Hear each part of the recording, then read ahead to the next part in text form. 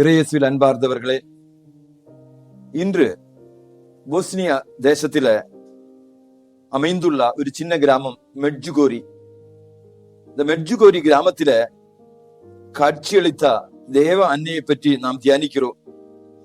மெட்ஜுகோரி என்று சொன்னால் அதுக்கு பொருள் ரெண்டு மலைகளுக்கிடையே அமைந்துள்ள கிராமம் என்றுதான். ரெண்டு மலைகளுக்கிடையே அமைந்துள்ள ஒரு சின்ன கிராமம் தான் மெட்ஜுகோரி.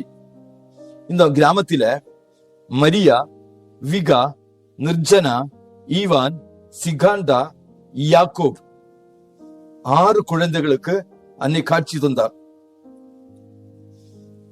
இந்த குழந்தைகள் இந்த ஒரு இடத்துல விளையாடி கொண்டிருக்கும் பொழுது வெண்மையான ஆடை அணிந்து கையில் குழந்தையை ஏந்தி நிற்கின்ற ஒரு அழகான பெண்ணை அவர்கள் பார்த்தார்கள். அன்னை அவர்களை சைகை காட்டி வரவழைத்தார், கிட்ட வாருங்கள் என்று.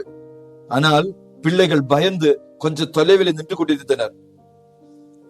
இந்த தரிசனம் வழியாக, இந்த காட்சி வழியாக அன்னை இந்த பிள்ளைகளுக்கு கொடுத்த முக்கியமான மெசேஜ் என்னவென்று கேட்டால், உலக அமைதிக்காக அழுது புலம்புங்கள், மன்றாடுங்கள், நான் அமைதியின் அரசிதான் என்று அவர்கள் வெளிப்படுத்தினார். நான் இந்த இடத்துக்கு வருவதற்கு காரணம் உலகத்திற்கு ஒரு விஷயத்தை கற்றுத்தர வேண்டும் என்பதற்காகத்தான். கடவுள் இருக்கிறார் என்றும், கடவுளை அணுக இயேசு கிறிஸ்துவோடு இணைந்து கடவுளை அணுக வேண்டும் என்றும் அன்னை இந்த பிள்ளைகளுக்கு கற்று தந்தார்.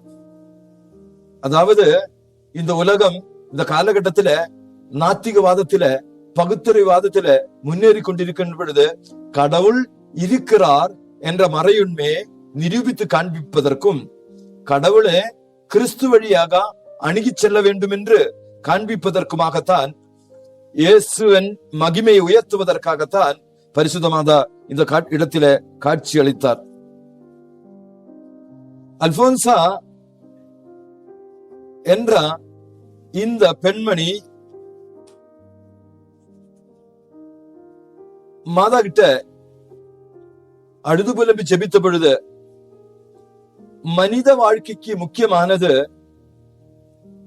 இதயத்தினுடைய மனம் மாற்றம்.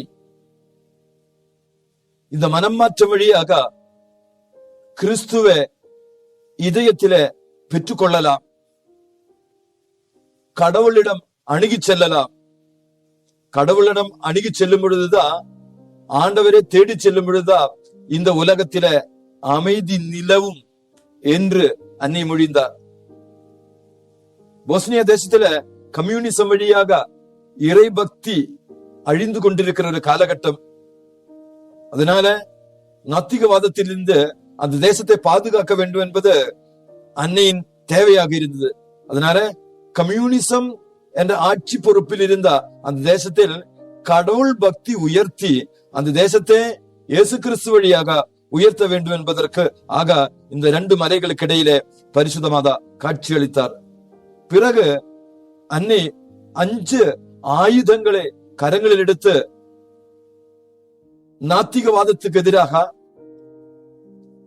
போராட வேண்டும் என்று அன்னை இவர்கள் கற்றுத்தந்தார். கோலியாத்தை தோற்கடித்தா தாவீதை போல 5 கருவிகளை பயன்படுத்தி திருச்சபைக்கு எதிர்த்து கொண்டு வருகின்ற சோதனைகளை தோற்கடித்து முன்னேறி செல்வோம். இந்த 5 கருவிகளானது ஜெபம், இறைவார்த்தை, திருப்பலி, பாவ சங்கீதனம், உபவாசம். இந்த ஜெப கருவிகள் வழியாக சாத்தானை தோற்கடித்து திருச்சபை உயர்த்துவோம். கரங்கள் கும்பிடுவோம், கண்களை மூடுவோம்.